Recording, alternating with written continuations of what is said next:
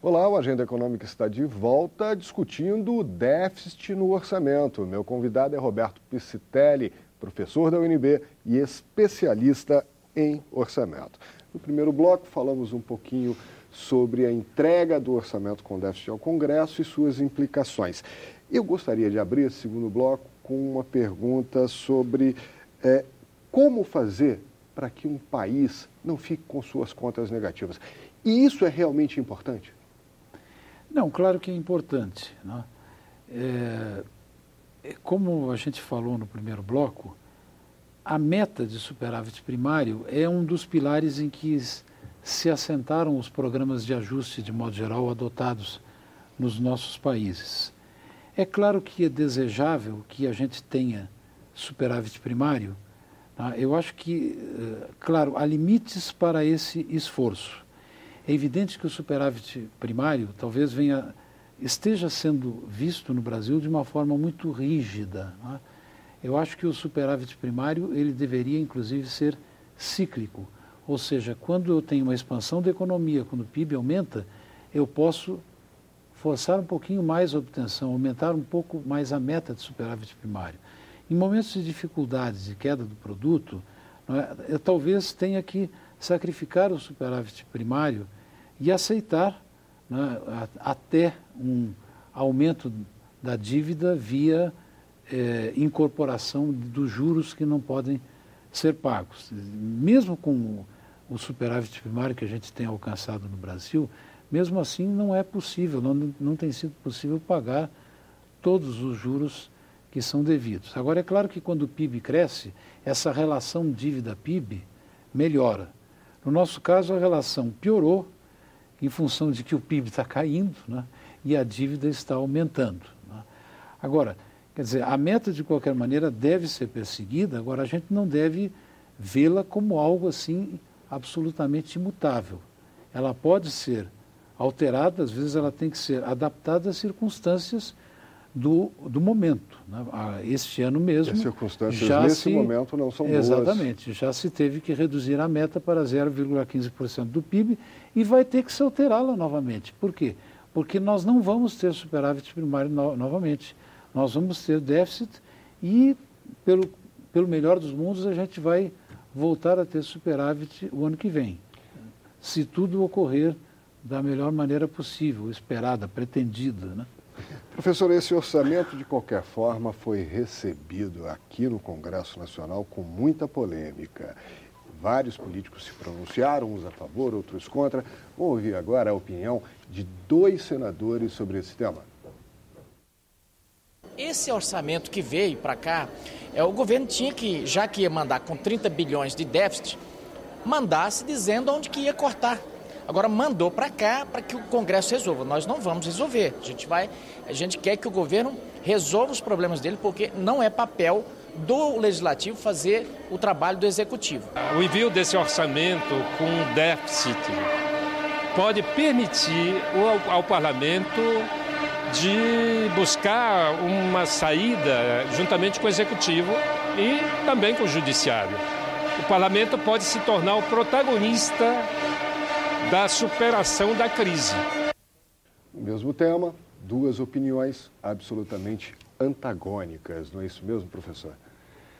Eu acho que ninguém pode se omitir, né? Cabe efetivamente ao Executivo, entendo eu, apresentar opções, né, de uma forma menos impositiva, né? Já que veio com esse déficit, nós temos que discutir a forma como ele será coberto. E veja, também não se pode descartar inteiramente a possibilidade de que esse déficit se cristalize. Como eu já disse, em outros países isso ocorre, em outras épocas isso já ocorreu. Muitas vezes no Brasil isso não apareceu de forma explícita, mas o déficit efetivamente existia. Por outro lado, há uma diferença que às vezes não é muito fácil para os leigos entenderem. Uma coisa é a execução orçamentária, outra coisa a execução financeira. Às vezes eu posso ter déficit orçamentário, não significa necessariamente que eu não tenha dinheiro para pagar certas despesas. E como é que se faz essa mágica? Eu acho que o Executivo deve propor, e e tudo leva a crer que algumas possibilidades têm sido aventadas, algumas hipóteses têm sido apresentadas na própria CPMF, a tão discutida CPMF. Né? Se é boa, se é ruim, aí já é outra discussão. Mas eu acho que o Congresso tem também, é preciso reconhecer, uma oportunidade sui generis. Né? O Congresso, durante muito tempo, se queixou de falta de protagonismo na questão orçamentária. Sempre se alegou, assim, se colocar numa posição quase que de refém. Né? Durante muito tempo também, e especialmente no período autoritário, as possibilidades de alteração do orçamento eram mínimas por parte do Congresso. Muitas dessas prerrogativas foram conquistadas ou reconquistadas em 88. Muitas delas nunca foram utilizadas. Quer dizer, cabe também ao Congresso, acho que é uma oportunidade de o Congresso discutir ou apresentar algumas opções que permitam que se chegue a uma convergência, né? Sob pena de que, em não se apresentando opções válidas ou aceitáveis, a gente vai ter que aceitar o déficit, vai ter que admitir, né, e materializar o déficit que foi apresentado nessa proposta, digamos assim, que eu chamaria de preliminar. Agora, professor, o senhor já dizia que uma boa parte do orçamento do governo federal vai para despesas obrigatórias. Não há como fugir, pagamento do funcionalismo, pagamento de pensões, aposentadorias, educação, saúde. Agora, uma outra boa parte também vai para pagar a dívida. É pagável essa dívida? Como administrá-la com uma taxa de juros como a que hoje é praticada pelo mesmo governo que tem que pagar essa dívida? Isso é quase um tabu. Você veja, muito oportuna essa questão, porque nos debates a gente não ouve falar no assunto. Essa ferida não é exposta. Né? Para que se tenha uma ideia, hoje, os juros anualizados, né, os últimos 12 meses, apresentam uma despesa de juros da ordem de 450 bilhões. Isto é um assombro. Não há estrutura fiscal, não há estrutura tributária que resista a este volume de juros, a esta carga de juros que o Brasil está pagando. Nós estamos há quase 2 décadas praticando taxas de juros que estão sempre entre as mais elevadas do mundo. Seguidamente nós estamos no primeiro lugar no ranking. De vez em quando a gente divide as primeiras posições com a Turquia, já dividiu com a Rússia, mas é algo quase inexplicável. À luz da própria teoria econômica, seria difícil justificar a permanência de níveis tão elevados e tão prolongados de juros como os que a gente pratica hoje no Brasil, quando o mundo inteiro reduziu as suas taxas de juros, que em muitos lugares, inclusive, estão zeradas ou são até negativas. Né? E nós continuamos a elevar a taxa de juros e a pagar um montante de encargos que tornam praticamente inviável pretender a obtenção de um superávit ou de um superávit um pouco maior do que aquele que a gente obteve nos melhores anos. As autoridades dizem que a taxa de juros é elevada para se conter a inflação. Pois é. E aí, onde é que está a armadilha dessa? Hoje está em 14,25%, chegamos a ter 7,5%, se não me engano. Mais ou menos. Mas voltamos a esse patamar. Tivemos 7 aumentos consecutivos. Né? Onde é que está a armadilha que não se consegue sair disso? Pois é, esse é um mistério. Eu acho que é uma coisa que a gente precisa investigar e estudar melhor. É ter a coragem de abordar, inclusive. E veja que as autoridades monetárias, o Banco Central ou o Copom, cada vez que aumenta a taxa de juros ou que justifica a manutenção desses elevados patamares, nos diz que é preciso mais tempo para que os efeitos da elevação da taxa de juros se manifestem. Só que esses prazos são cada vez maiores e cada vez mais a política monetária parece substituir a política fiscal e atuar como uma política de médio e longo prazo e não de curto prazo, como a gente estudou que deveria ser em economia. Né? Inclusive, já nos últimos meses, o que a gente observa são alguns indicadores, como, por exemplo, a queda do nível de consumo, que é o que aparentemente se queria combater, não é? Por outro lado, eu acho que a gente precisa rediscutir o diagnóstico que leva a essas elevações sucessivas da taxa de juros.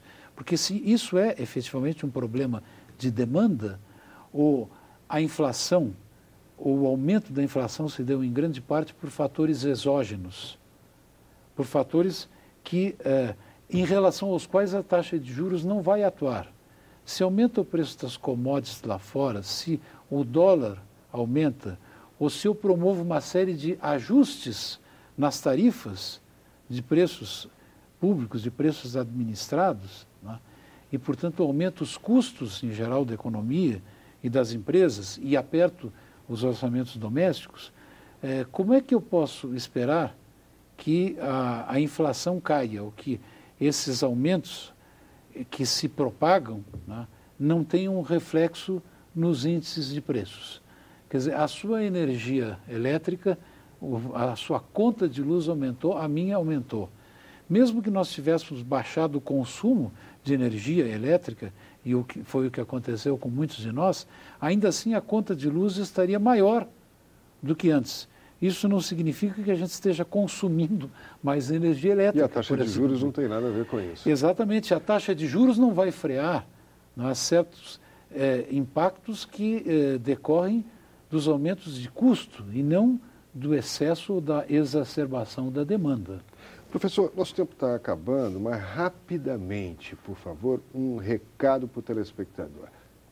É motivo para o brasileiro se preocupar um orçamento com déficit no Congresso Nacional? Eu acho que sim, eu acho que a gente deve participar mais da vida econômica, a gente deve ser mais protagonista em relação a tudo que se passa no mundo da política, não é? Eu acho que nós temos que vencer certas barreiras culturais que nos mantêm afastados desses assuntos, não é? O que nos mantém distantes dos nossos representantes. Quer dizer, nós temos que adquirir mais consciência política e temos que participar mais das decisões governamentais através das mais diversas representações da sociedade civil. O brasileiro não tem muito essa tradição, digamos assim, gregária, participativa. Não é? Isso se reflete muito no comportamento, no divórcio, não é? Entre as ações dos nossos representantes e as reações da população de modo geral. Muito bem, fica o recado. Vamos cobrar mais dos nossos políticos, vamos participar mais da vida política. Muito obrigado, professor Roberto Piscitelli. Muito obrigado a todos vocês que acompanharam mais esse Agenda Econômica. Lembrando que você pode assistir a esse e a outros programas pela internet. Acesse www.senado.leg.br/TV. Se você tiver alguma sugestão, alguma crítica, pode ligar para a gente também. 0800 61 22 11. A Agenda Econômica fica por aqui. Até o nosso próximo encontro.